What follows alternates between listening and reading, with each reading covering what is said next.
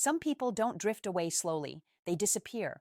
One day they're present in conversations, friendships, and routines, and the next they're gone without explanation. To the outside world, it looks cold, it looks selfish, it looks like they simply stopped caring. But psychology tells a very different story.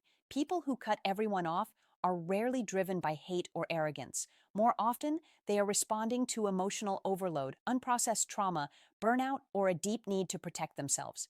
In this video, we'll explore the psychology of people who cut everyone off. 1. Emotional overwhelm is the core trigger.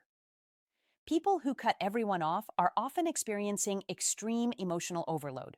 Over time, daily interactions, expectations, and emotional responsibilities pile up until even simple communication feels draining. Instead of processing these feelings or asking for support, their nervous system shifts into self-preservation mode. Cutting people off becomes a way to reduce stimulation, regain mental clarity, and escape the constant pressure of social engagement. 2. Chronic emotional burnout from overgiving. Many individuals who disappear from relationships are those who gave too much for too long. They were the listeners, the problem solvers, and the emotional anchors for others. Psychologically, this creates compassion fatigue, where empathy becomes exhausted. When they finally withdraw, it is not because they stopped caring, it is because they cared without replenishment. Isolation feels like the only place where they are no longer emotionally needed. 3. Avoidance as a learned coping strategy. For some people, cutting others off is a learned way to cope with discomfort.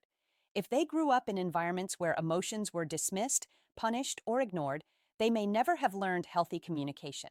Instead of expressing hurt or setting boundaries, they disappear.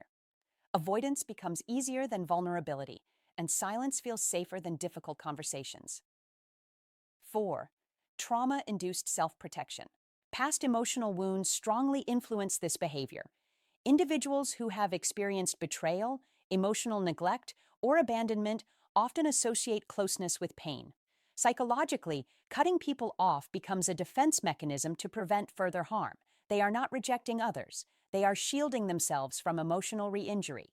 Distance becomes a form of armor. 5. Fear of intimacy and attachment. Issues.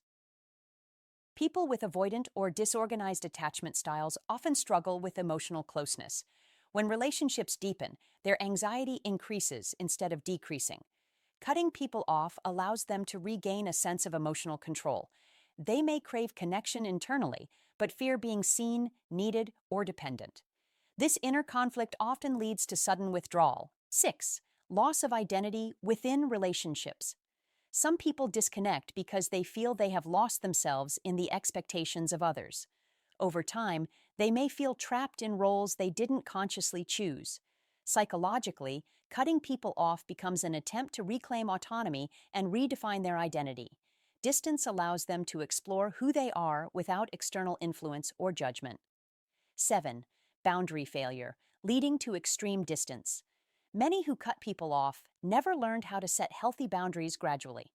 Instead of saying no, asking for space, or limiting emotional access, they tolerate too much until they collapse.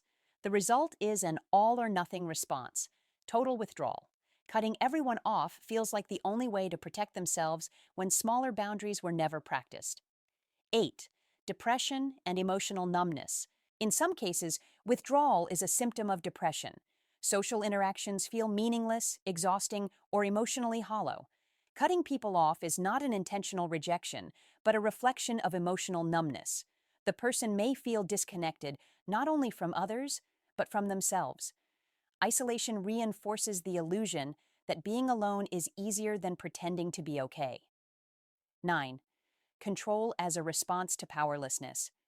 When people feel powerless in life, emotionally, socially, or psychologically, they may regain control by choosing isolation. Cutting people off gives them a sense of agency. It is one area where they can decide what stays and what goes.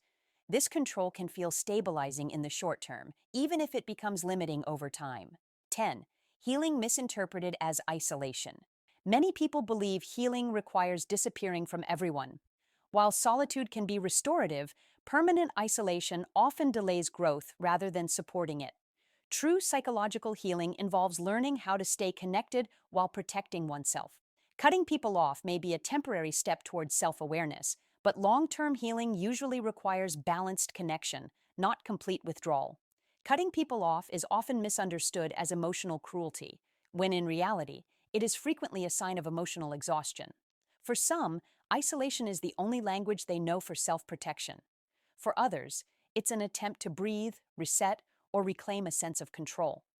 But healing doesn't always mean disappearing, and distance, when taken too far, can become another form of pain. If you've been cut off by someone, remember, it may not be about you, and if you are the one who walked away from everyone, know this. Needing space doesn't make you broken, but learning how to stay with boundaries is where real healing begins. If this video resonated with you, take a moment to reflect or share your thoughts below. Your experience matters more than you think.